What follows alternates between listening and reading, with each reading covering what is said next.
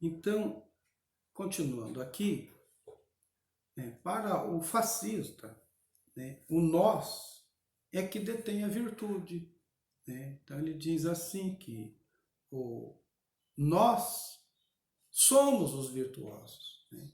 À medida em que o medo em relação a eles cresce, nós passamos a representar tudo que é virtuoso. Nós vivemos no centro rural, onde os valores puros e as tradições da nação ainda existem milagrosamente, apesar da ameaça do cosmopolitismo das cidades da nação, ao lado das hordas de minorias que vivem ali encorajadas pela tolerância liberal. Então, essa separação que ele vai fazer, Então, nós aqui representam os ideais válidos, legítimos. Os outros são impuros. Olha, quando ele está falando aqui, nós, vivemos no centro rural, o campo como o lugar da pureza, isso vem lá de Rousseau. Mas eu queria chamar a atenção disso. Isso aqui é um livro de um filósofo chamado Theodor Adorno, Palavras e Sinais, Modelos Críticos 2, que são pequenos ensaios dele. E tem um ensaio dele que é assim, tem uma importância muito grande, que se chama Educação após Auschwitz. Ele pergunta, é possível ainda a gente falar de uma educação após Auschwitz? Ele diz isso, é possível.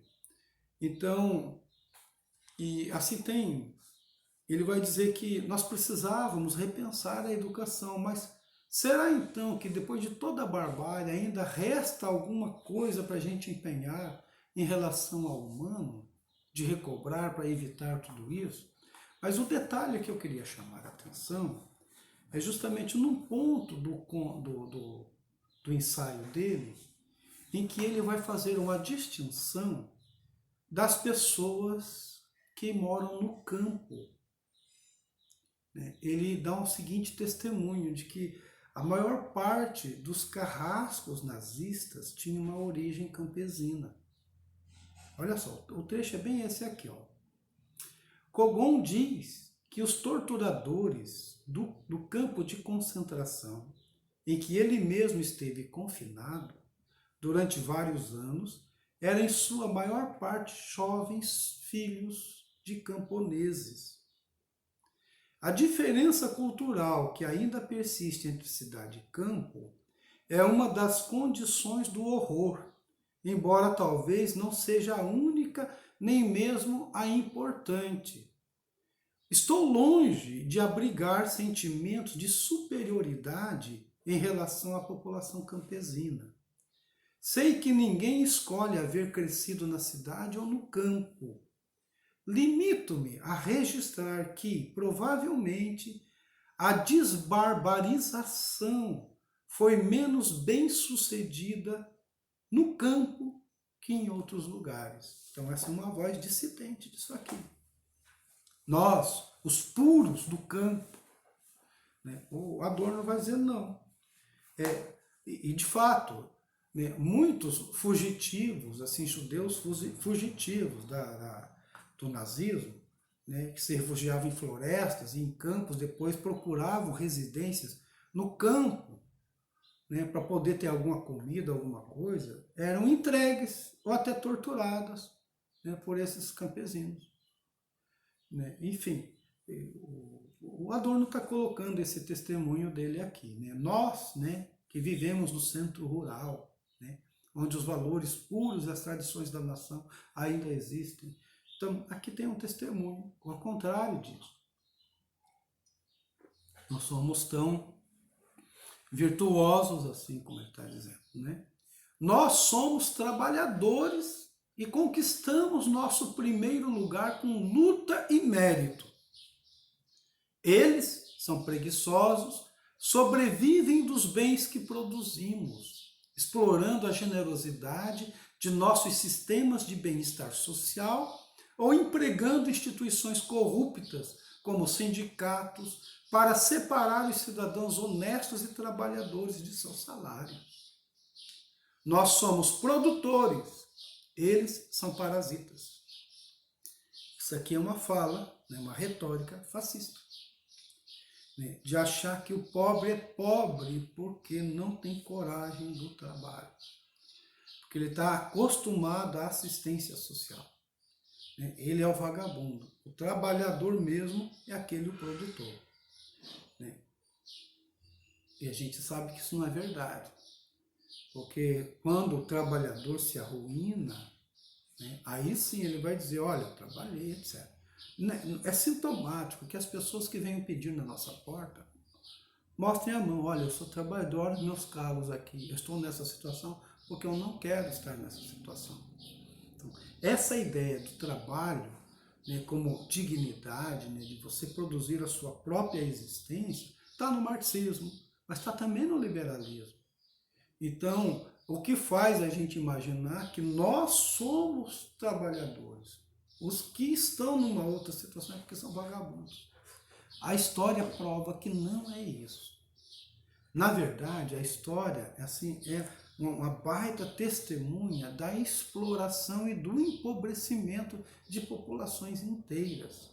Então, esse discurso, por exemplo, não vale para o tempo da escravidão.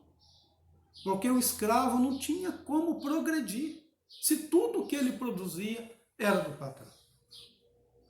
Tá certo? Então é um discurso que distorce a realidade histórica. Esse papo aqui, ético, essa ética do trabalho aqui nesse sentido.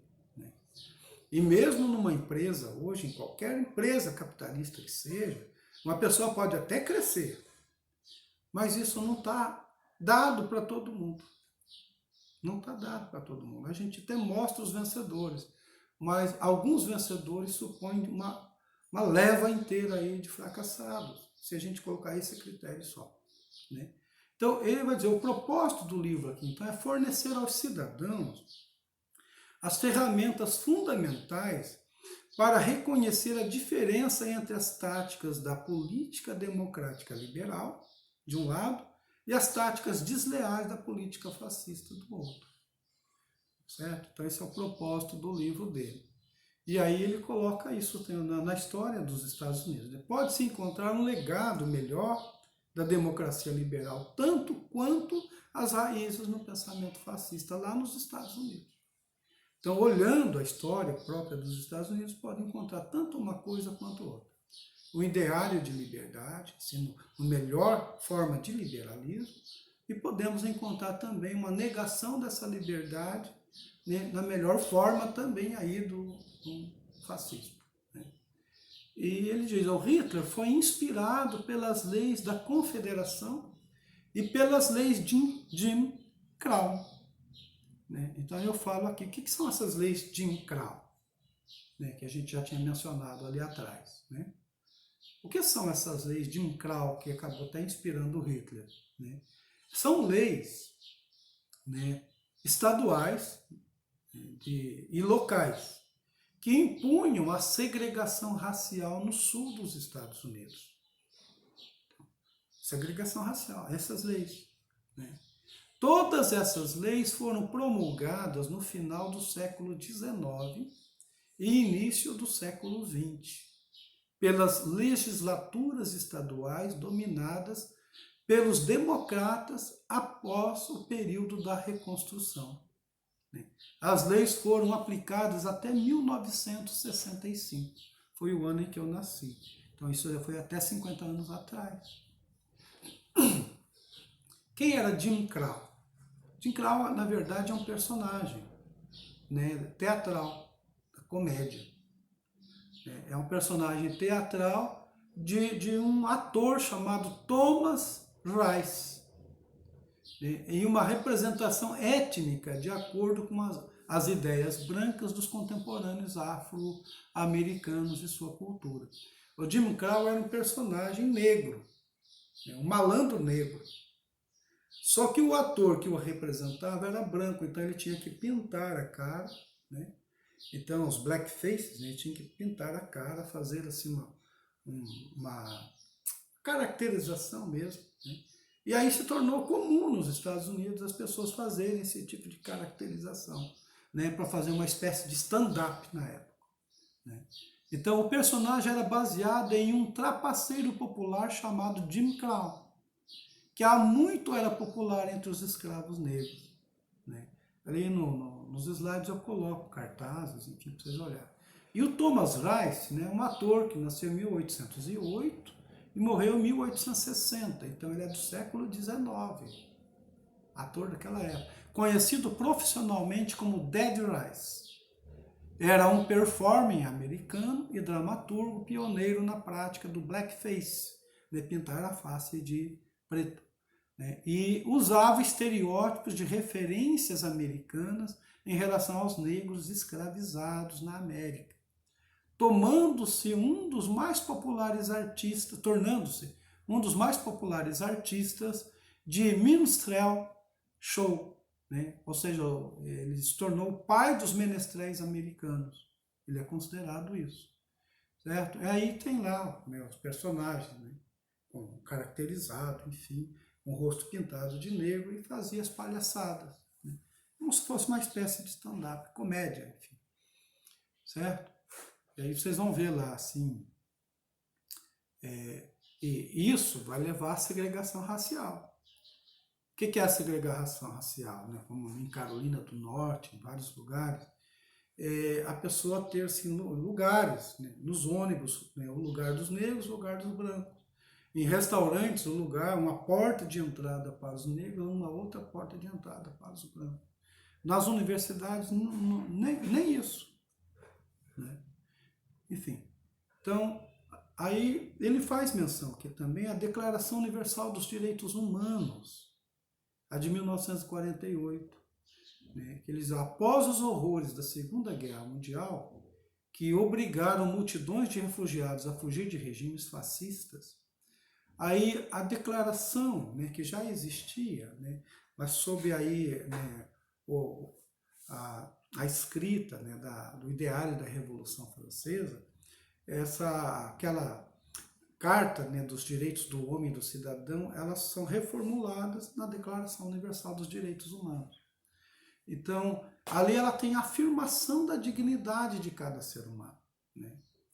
E passou a representar, então, os ideais dos Estados Unidos e da ONU. Né? O cidadão americano reconhece essa letra. Né?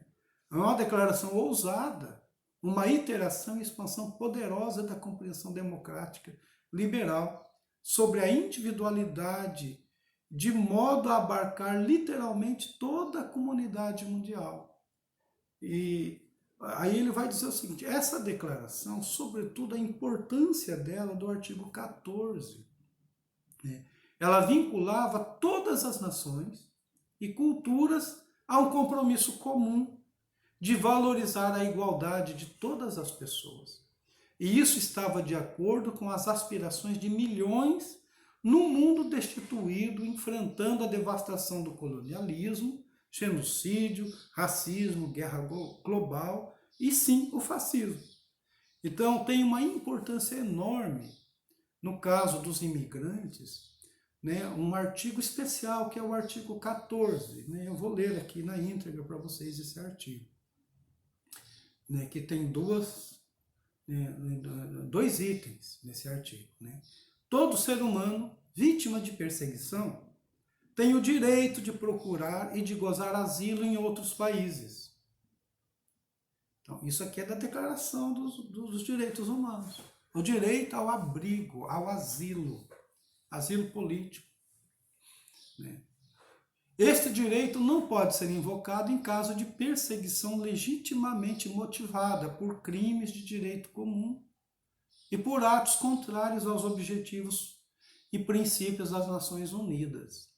Então, é quando uma pessoa realmente é perseguida politicamente, né, e aí recebe abrigo num país. Mas não pode ser um criminoso, um homicida, que aconteceu aqui, né, ou um terrorista, não pode ser isso. Né? Então ele pode ser deportado depois. No caso contrário, não é deportado, okay? Em países que assinam isso. Então, apesar do reconhecimento disso, né, certas categorias de pessoas poderiam mais uma vez ter de fugir dos países sob cuja bandeira viviam, como está acontecendo hoje, como aconteceram, assim, ela surge, né, no contexto pós-guerra, né, juntamente com a fundação da ONU, por conta da perseguição que os judeus tiveram. Mas hoje, né, depois disso, não cessaram aí as perseguições a grupos étnicos, às pessoas, enfim. O fascismo hoje pode não ter exatamente a mesma aparência que tinha na década de 1930, mas os refugiados estão novamente na estrada em todos os lugares. Isso faz um tempo já, décadas já. Os refugiados estão em todos os lugares aí. Então, esse artigo 14 tem uma especial importância. E os discursos neofascistas do momento negam isso. Outra coisa que ele chama a atenção aqui é para a propaganda fascista. A nação está sitiada. Os estrangeiros são uma ameaça e um perigo dentro e fora de suas fronteiras. Isso aqui é o discurso fascista do momento. Nossa nação está sitiada. E aí, é claro, se aproveitam de fatos para poder robustecer a prática. Como, por exemplo, o atentado de 2001 nos Estados Unidos, que fez assim, generalizou uma fobia em relação aos islâmicos. Os atentados em Paris, os atentados na Espanha, enfim, generalizou. Em Paris, por exemplo, chegaram a proibir as mulheres árabes de usar o véu, que é um direito delas, é um direito de fazer isso. Proibiram. E até a Judith Butler, apesar de ser assim feminista e tal, ela vai dizer que isto aqui é criminoso, é tão ruim quanto querer assim que uma pessoa que tem uma orientação sexual diferente, se faça adequar aquilo que as pessoas estão querendo dela. É da mesma forma, um desrespeito, da mesma forma. Então, o sofrimento de estranhos pode cristalizar a estrutura do fascismo.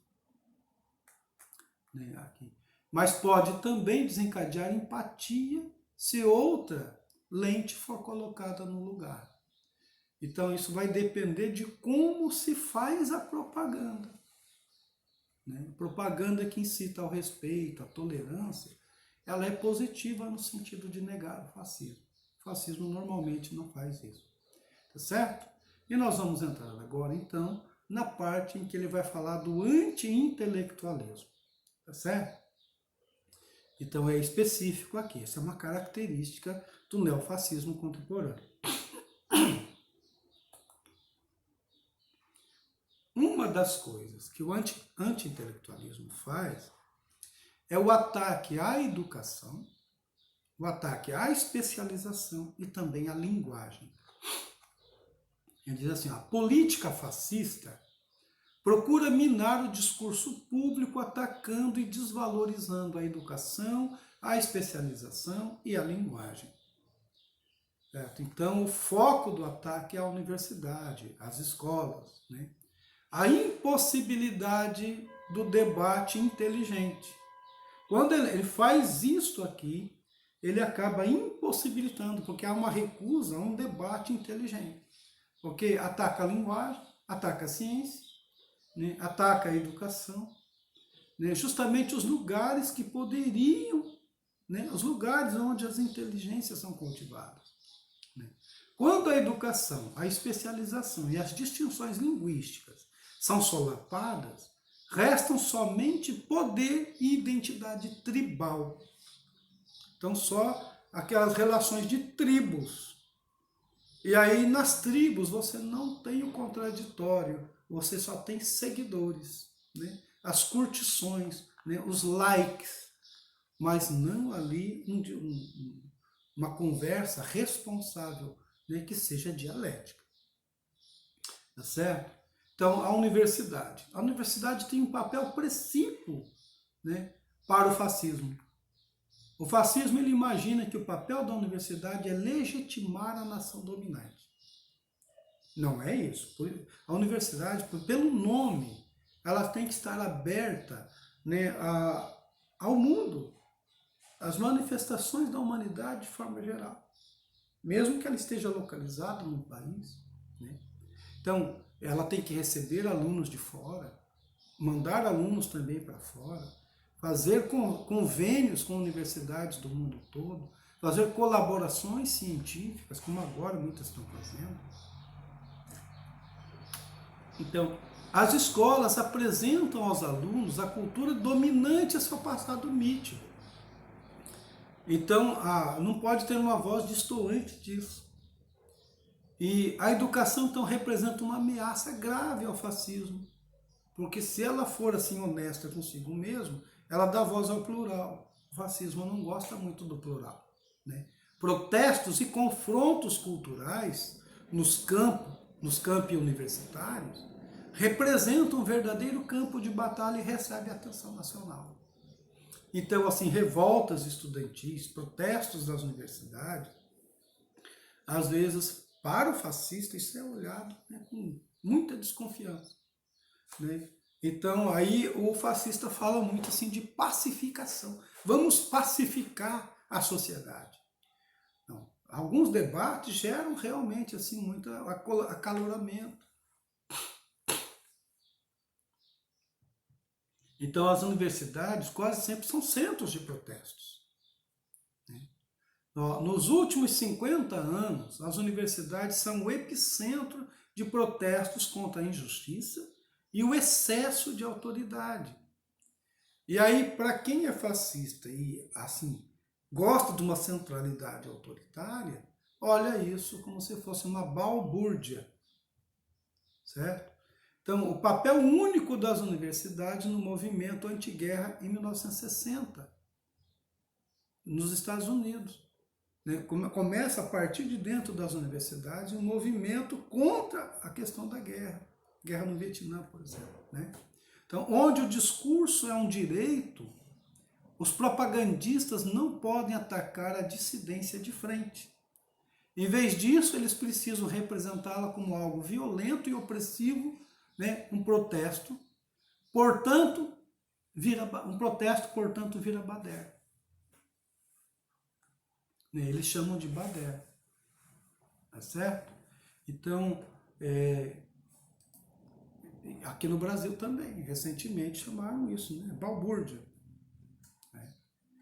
Um dos exemplos desse aqui nos Estados Unidos é o movimento Black Lives Matter, ou seja, vidas negras importam, ou vidas negras são importantes. Isso surgiu na universidade, né? Em 2015, né, protestos contra a brutalidade policial e a desigualdade racial espalhou-se para os campi universitários, criando esse movimento aqui. O início foi lá em Ferguson, no estado do Missouri. Foi o primeiro campus universitário, né, a Universidade do Missouri, onde eles adotaram o nome, né, Concerned Student, né, o aluno preocupado. Isso em 1950. Então essa aqui é a célula-mãe, né, desse movimento Black Lives Matter. E olha só, que é um movimento ativista internacional hoje, que começa lá no Missouri, com origem na comunidade afro-americana, que faz campanha contra a violência direcionada às pessoas negras. E até hoje elas estão na militância por isso, né?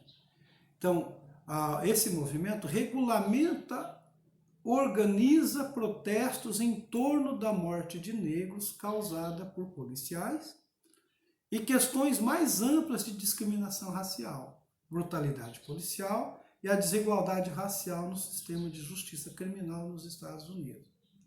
De fato, aqui no Brasil também, isso é realidade, né? A morte de negros por policiais, né, o aprisionamento de negros, né, o retardamento na prisão, né, é muito maior, né, em relação à população branca. A repressão a um negro criminoso é muito maior, muito, assim, é mais presença, né, do que a um branco, por exemplo. Como também a questão dos professores. A polícia investe, bate, etc. Mas o trato que a polícia dá, por exemplo, a esses que apoiam o Bolsonaro agora, é muito diferente. Né? Isso é bem diferente. Né?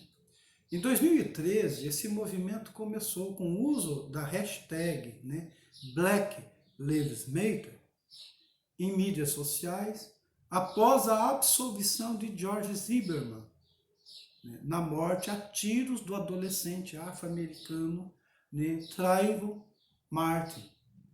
O movimento tornou-se reconhecido nacionalmente por suas manifestações de rua após a morte, em 2014, de 2 afro-americanos, né? Michael Brown, resultante de protestos e distúrbios enfermos, e Eric Garner, na cidade de Nova York. E aí, então, ele teve uma repercussão internacional, inclusive criando, né, aí estendendo-se a outros países, enfim. Então, esse movimento, né, o Concerned Student, né, que é a célula-mãe desse movimento, né, em 1950, né, foi o nome que eles deram, né, adotado aí na Universidade do Missouri. Né. E, então, 1950 foi o ano em que a Universidade do Missouri foi desegregada. Ela passou a aceitar também estudantes negros. Entre seus objetivos, queria abordar os incidentes de abuso racial que os estudantes negros enfrentavam com frequência, rever currículos que representavam a cultura e a civilização como produto apenas de homens brancos. Então, hoje, por exemplo, existe um movimento muito grande da gente estudar a literatura africana, né, estudar autores africanos, de estudar também a história da África, estudar a questão da religiosidade africana, enfim. Ou seja, a questão assim, de raízes. E isso, para muita gente, é uma besteira. Né? Então, desde o governo Fernando Henrique no Brasil, né, virou-se lei que a gente tivesse, no âmbito da educação, espaços reservados também para a cultura afrodescendente. Então, isso começa aqui, essa luta. Por que isso é importante? Porque são vozes que sistematicamente foram silenciadas e não podem ser. Né? Então, esse tipo de coisa começou a ter detratação por parte da mídia. Né? A mídia ignorou essas motivações, apresentando os estudantes negros como uma multidão enfurecida, usou a situação como uma oportunidade para fomentar o ódio contra os supostos excessos políticos liberais nas universidades. Ou seja, a universidade está insuflando, encorajando esses jovens a fazer isso. Professores, né, que são liberais, que concordam, também estão encorajando a fazer isso. Encorajando aí a ocupação de universidades, ocupação de escolas, enfim.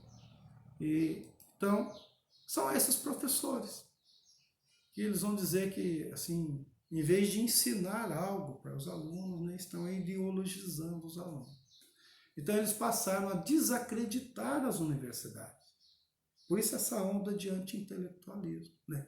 A política fascista busca solapar a credibilidade das instituições que abrigam vozes independentes de dissensão, até que elas possam ser substituídas pela mídia e por universidades que rejeitam essas vozes. Então, aqui no Brasil, por exemplo, a primeira coisa que o Bolsonaro faz em relação às universidades é atentar contra a democracia dentro da universidade. Ou seja, né, foi um trabalho árduo, né, que o Darcy Ribeiro fez. Né? O Darcy Ribeiro é um grande antropólogo brasileiro. Era professor da UNB, na Universidade de Brasília, e ele luta, né, pela autonomia universitária. Né? Então, os estudantes universitários elegeriam seus reitores. E os reitores são administradores, total, inclusive dos recursos financeiros da universidade. Né? que já são é uma verba consignada que vem, e ele pode também celebrar assim acordos com empresas e tudo mais, né, para fomentar a pesquisa dentro da universidade. Então, o que faz o Bolsonaro? O Bolsonaro, primeiro, ele tenta mudar para ele ter o direito de indicar os reitores da universidade. É desse tipo de prática. Então, uma vez que não dá para chegar lá e fazer o debate, você começa a minar aqui, coloca lá um reitor que seja reacionário, né? Que seja condizente com o ideário dele, né? Como se a universidade fosse uma extensão do gabinete. Então, é isso aqui que eles vão fazer. Vocês vão perceber aqui, né, alguns norte-americanos assim fazendo fomento, né, para que os ideais assim tradicionalistas prevaleçam na universidade, né?